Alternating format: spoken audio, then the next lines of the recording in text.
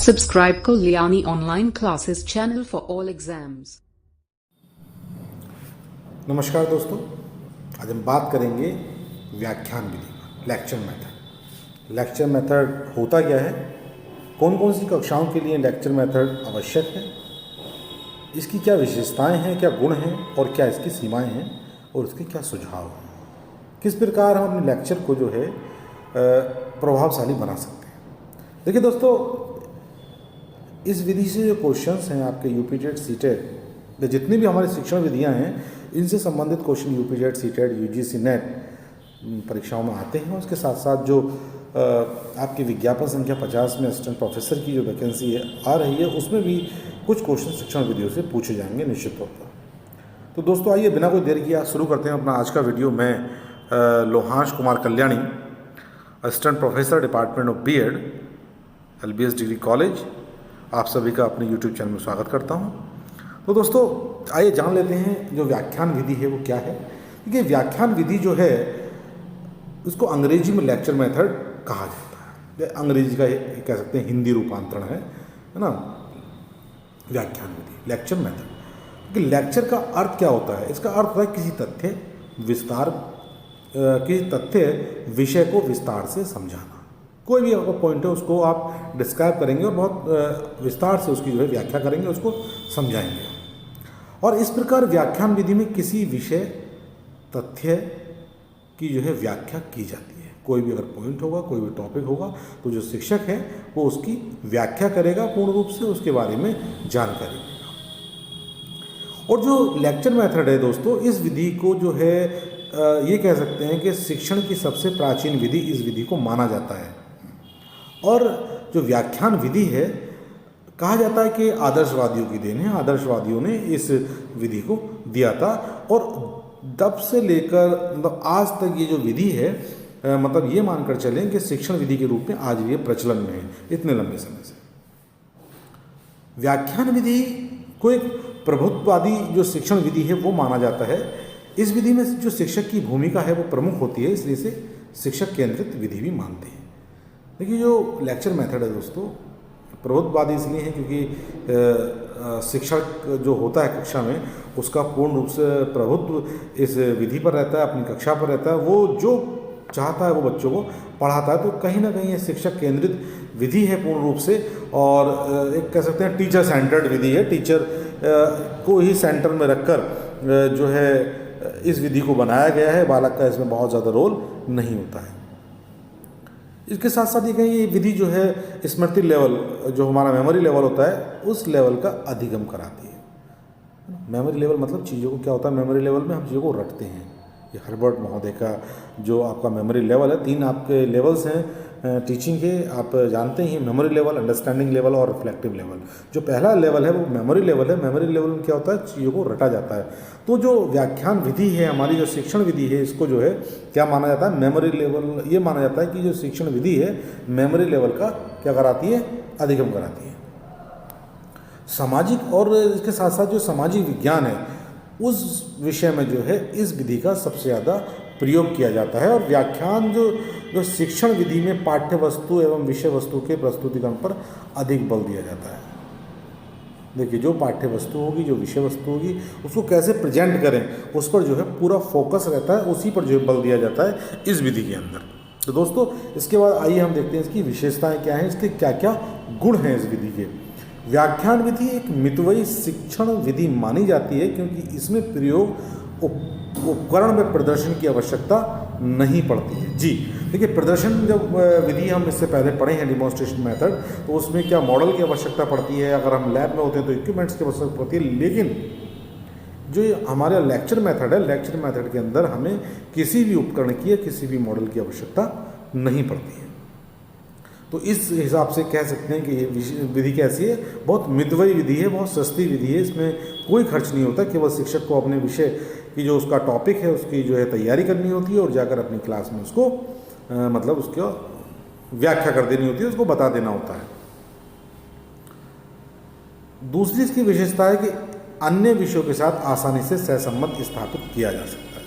जी, ये देखिए इस जो व्याख्यान विधि है, इसकी दूसरी विशेषता है कि बहुत आसानी से जो है क्या हो सकता है, सहसंबंध स्थापित दूसरे विषय के साथ कर देते हैं, क्योंकि लेक्चर देते समय आप एक नहीं कई विषय को जोड़कर एक साथ जो है इसकी व्याख्या कर सकते हैं और सारे विषय के बारे में कुछ ना कुछ हम बता सकते हैं। तो सहसंबंध कहीं ना कहीं आपस में स्थापित इसमें हो जाता है।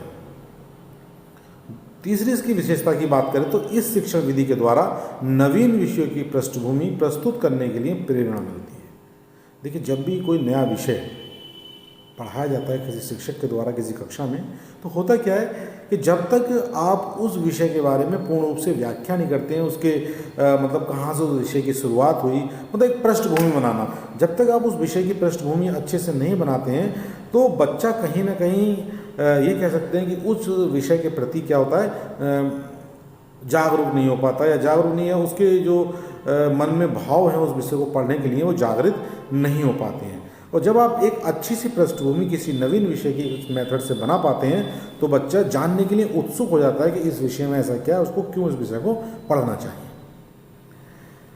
अगली विशेषता की बात करें तो अगली विशेषता है बालकों को मौलिक चिंतन की क्षमताओं के विकास का अवसर मिलता है। देखिए, जब बच्चा क्या होता है अपने शिक्षक की बात, नई नई बातों को सुनता है, तो कहीं ना कहीं एक मौलिक चिंतन उसके अंदर विकसित होता है।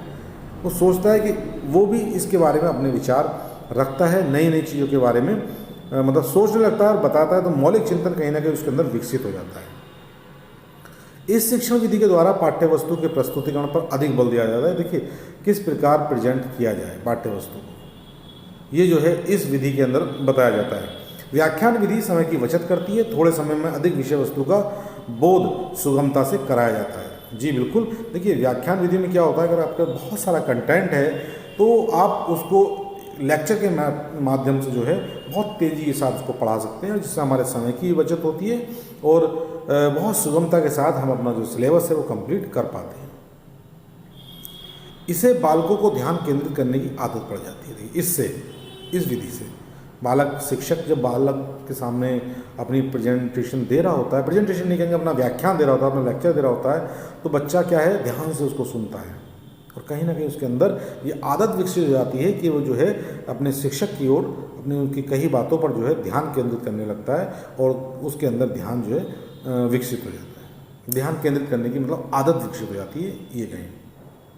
दोस्तों, अगली जो इसकी विशेषता है वो है शिक्षण विधि के द्वारा अध्यापक के व्यक्तित्व पर विशेष प्रभाव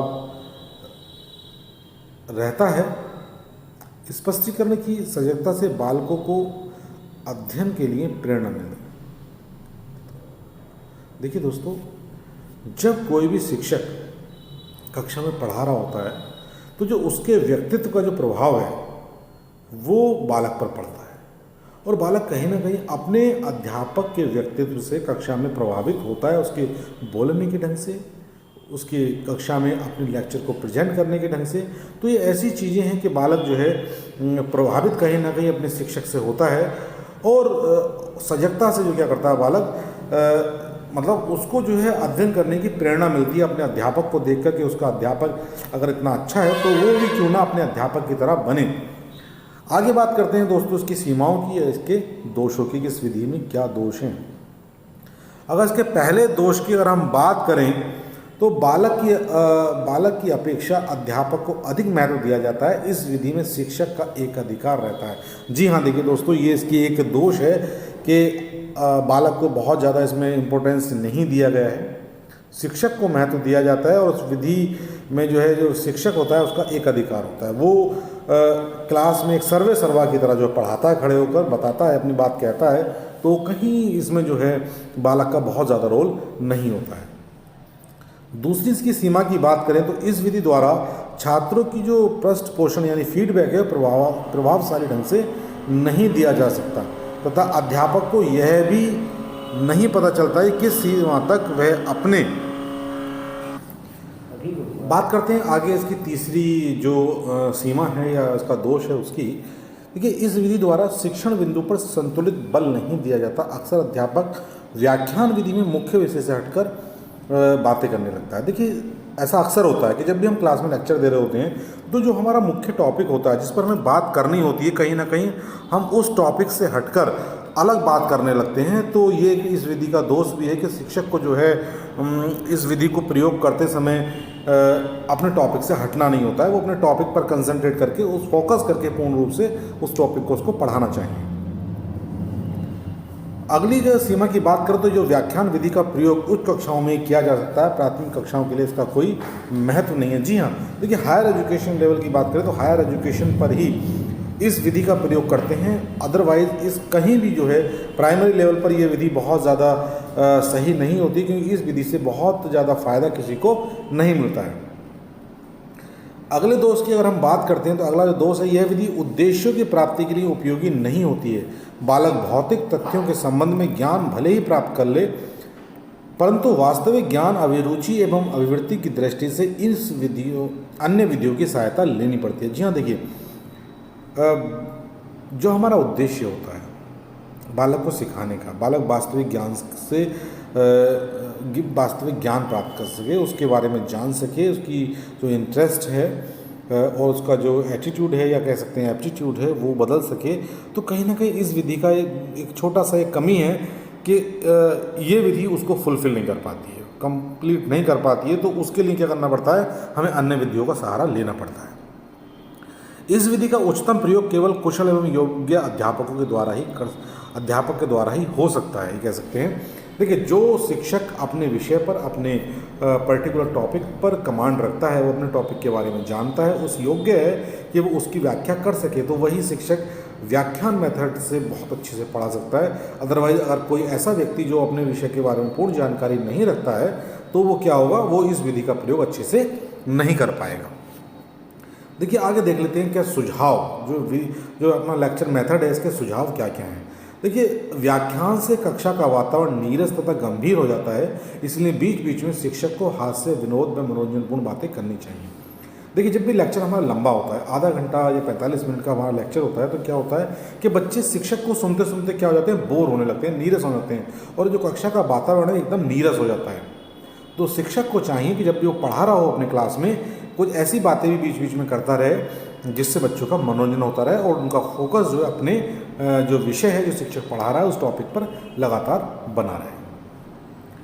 अगला सुझाव है कि इस विधि का प्रयोग माध्यमिक स्तर की कक्षाओं से आरंभ करना चाहिए, कॉलेज तथा विश्वविद्यालय के स्तर पर उपयोग अधिक किया जाना चाहिए।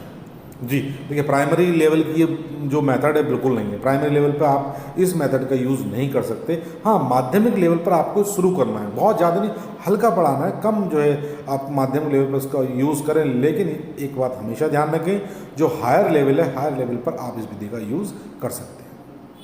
तीसरी बात आती है, जो सुझाव है, व्याख्यान के पश्चात छात्रों पर व्यक्तिगत ध्यान देने हेतु ट्यूटोरियल कालांश दिया जाना चाहिए। मतलब जब आप अपना व्याख्यान दे दें तो उसके बाद बच्चों को एक साथ बैठाएं और उनसे पूछें कि क्या वो समझ पाए हैं। अलग से कक्षा ऐसी हो जिसमें जो है उनकी शंकाओं का समाधान भी होना चाहिए। व्याख्यान के समय सब्जेक्ट से हटकर फालतू बातें नहीं करनी चाहिए, क्योंकि छात्र उसका संबंध भी पाठ्य वस्तु से कर लेते हैं। जी हाँ देखिए कभी कभी क्या होता है, आप देखे होंगे कि कुछ जो हमारे शिक्षक बंधु हैं, पढ़ाते पढ़ाते कोई भी टॉपिक पढ़ा रहे हैं और उस टॉपिक से विरक्त हो जाते हैं, बिल्कुल अलग चले जाते हैं, है ना। तो ऐसा नहीं करना चाहिए, शिक्षक को एकदम सब्जेक्ट ओरिएंटेड होकर पढ़ाना चाहिए, जिससे क्या होगा, बालक जो है फोकस कर सके और उस जो पाठ्य वस्तु है उसका संबंध जो है कहीं और से न लिंक करें। शिक्षकों को बालक के मानसिक स्तर एवं सूचियों का ध्यान रखना चाहिए। दोस्तों ये रुचियां हैं, रुचियों का ध्यान जो है रखना चाहिए। ये गलती से सूचियां इसमें हो गया है। चलिए, तो जो बालक है, शिक्षक को चाहिए कि बालकों की मानसिक योग्यता क्या है और उसकी रुचियां क्या हैं, उसका ध्यान जो है शिक्षक रखे। इसके साथ साथ व्याख्यान देते समय शिक्षक को बालक की मानसिक और सामाजिक विकास का भी ध्यान रखना चाहिए कि बालक का इस लेक्चर से जो सामाजिक विकास है वो कितना हो रहा है, मानसिक विकास कितना हो रहा है, तभी कहीं जाकर वह अपने व्याख्यान में सफल हो पाएगा। तो दोस्तों ये था हमारा आज का वीडियो, जिसमें हमने जाना कि जो हमारा लेक्चर मेथड है उसकी क्या विशेषताएं हैं, ये होता क्या है और क्या इसके अवगुण हैं, और किस प्रकार से लेक्चर मेथड को जो है अच्छा बनाया जा सकता है इसके सुझाव थे। दोस्तों अगर मेरा वीडियो आपको पसंद आया हो तो आप मेरे वीडियो को अधिक से अधिक शेयर करें, लाइक करें, और हाँ, आप अगर मेरे चैनल पर नए हैं तो मेरे चैनल को सब्सक्राइब करना ना भूलें। इसी सीरीज में हम जो है सारे जितने भी टीचिंग मेथड्स हैं वन बाय वन एक एक के बाद लाते रहेंगे, और निश्चित तौर पर मैं ऐसी आशा करता हूँ कि आपको ये सब पसंद आएंगे। धन्यवाद।